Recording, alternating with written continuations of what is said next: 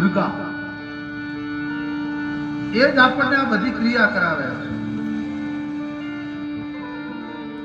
તો આ જગત કેવું છે? સર્વસ્વ રૂપા છે.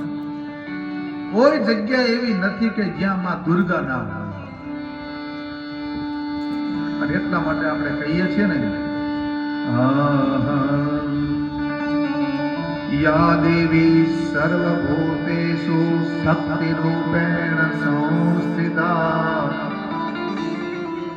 નમસ્તસ્ય નમસ્તસ્ય નમો યા દેવી સર્વભૂતેષુ નિદ્રારૂપેણ સંસ્થિતા નમસ્તસ્ય નમસ્તસ્ય નમસ્તસ્ય નમો નમઃ.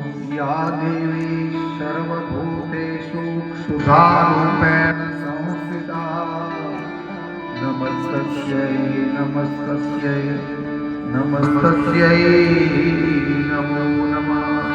ભૂખ પણ માં છે, તરસ પણ માં છે, ઊંઘ પણ માં છે, અને આપણે શરીરની અંદર જે શક્તિ છે ને એ પણ માં દુર્ગા જ છે. દરેક ક્રિયાની અંદર માં પરંબા છે, પણ એને ઓળખતા આવડવું જોઈએ. અને એને ઓળખવા માટે આપણાથી કદાચ ન ઓળખાય તો ગઈકાલે પણ મેં તમને કહ્યું હતું કે આ જગતમાં કોની જરૂર પડે? ગુરુ બિન જ્ઞાન ન ઉપજે, ગુરુ બિન મિટે નહીં ભેદ, ગુરુ બિન સંશય ના ટળે, ભલે વાંચે ચારો વેદ. આ જગતમાં ભગવાનને પણ ગુરુની જરૂર પડી.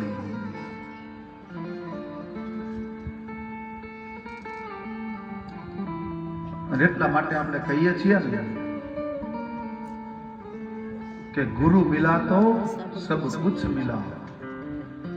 એકવાર યોગ્ય ગુરુ મળી જાય તો આ જગતમાં બધું જ મળી જાય.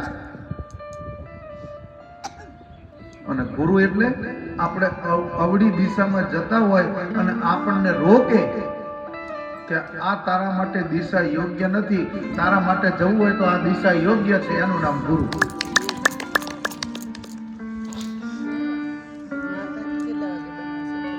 જે અંધારામાંથી પ્રકાશ તરફ લઈ જાય એનું નામ ગુરુ.